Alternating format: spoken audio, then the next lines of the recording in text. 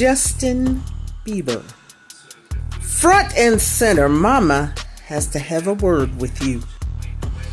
Now, as a fan of Solana, aka SZA, I do appreciate you coming out to the Grand National Tour in LA to show her love and to support her. But this little Insta story post and delete, you got Mama heated. I'm about to take off my belt up in here. Now see, I already felt a way that you sampled Can You Stand the Rain? Quite possibly the most iconic New Edition song in the history of New Edition songs. I was willing to let you slide for that, even though you stuck Sexy Red on a song where you sampled Can You Stand the Rain. I was almost ready to let you slide for that. But this, Justin, I cannot let it slide. Now, you've since deleted it, Justin, but the internet is forever. You reposted this. You reposted an Insta story that says this album is way better than the clips. Now, Justin, I understand that you didn't originally post this, but you reposted it, which is kind of an endorsement. And for whoever originally wrote that, crack is most definitely being smoked. Because first of all, how are you even comparing Justin Bieber with the clips? Justin is pop, clips, it's hip hop. We're not even talking about the same genre of music. Not even. And how? And you, Justin, you should know better. You have nothing to do with hip hop culture. There must be something in the water in Canada, cause god dang, you and your boy Drizzle Pop can go kick rocks with bare feet. Come up in here disrespecting the clips. What is wrong with these people?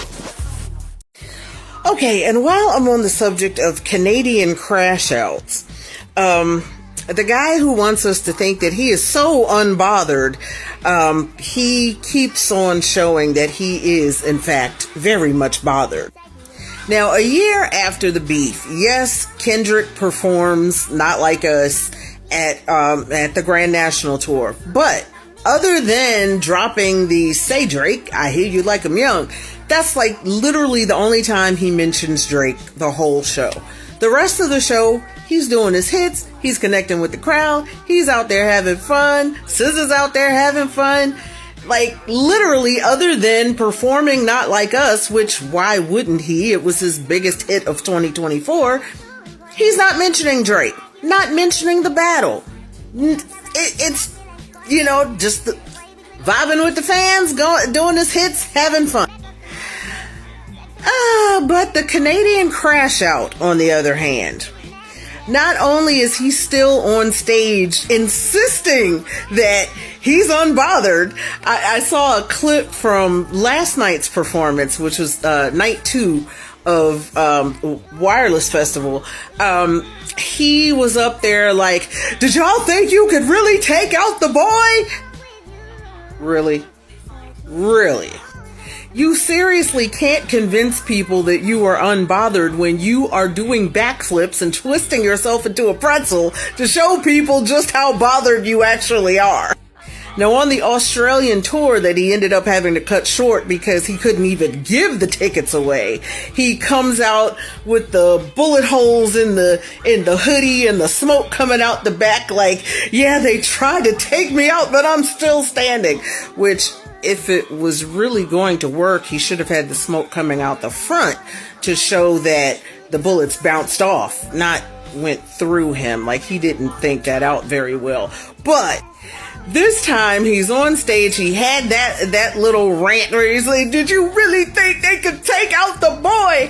And then he leads the crowd in a chant of F Kendrick.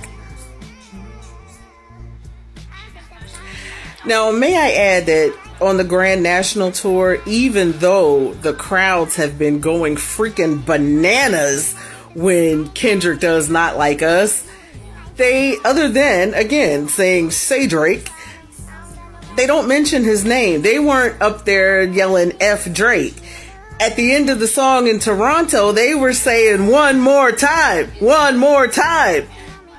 And in DC, they were like, encore. But they weren't yelling F Drake because it's not about Drake, and we all know this. Now, I will mention this. People will bring up the fact that, the Wireless Festival, he sold out 3 nights. I forgot what venue he was at in London, but he sold out 3 nights in London. Tonight's the last night. And he had a crowd of 50,000, I believe it was, each night. But keep in mind, though, that this was a festival. So the crowds weren't there specifically just to see Drake. Yes, he headlined each night, but there were some other pretty big artists there, including Lauryn Hill. So a lot of the crowd was there not just to see Drake, but to see the other artists that were part of the festival. Whereas Kendrick and SZA are going to be in London, I think, in a week or two. And they have sold out 2 nights at a stadium that's even bigger than the one that Wireless Fest was at.